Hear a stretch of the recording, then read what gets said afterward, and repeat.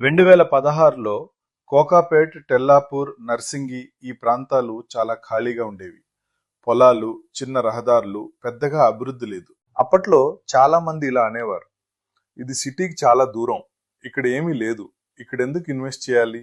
కానీ real estate లో ఒక నిజం ఉంది. ఇది భయపడిన వాళ్ళను కాదు, ముందే ఆలోచించిన వాళ్ళను ప్రోత్సహిస్తుంది. ఇప్పుడు 2026కు వచ్చేసరికి కోకాపేట్ హైదరాబాద్ లో ప్రీమియం గ్రోత్ జోన్ గా మారింది. ఎత్తైన భవనాలు, పెద్ద ప్రాజెక్టులు, భారీ డిమాండ్. తెల్లాపూర్ ఇప్పుడు residential hotspot, gated communities, IT corridor కి దగ్గరగా ఉంది.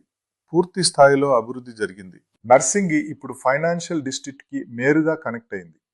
మంచి రోడ్లు, వేగంగా పెరుగుతున్న డెవలప్మెంట్, కొత్త స్కైలైన్. అదే భూమి, అదే ప్రదేశం, కానీ పూర్తిగా మారిపోయిన భవిష్యత్. 2016లో ఇక్కడ ఇన్వెస్ట్ చేసి ఉంటే ఇప్పటికీ చాలా దూరం అని అనిపిస్తుందా?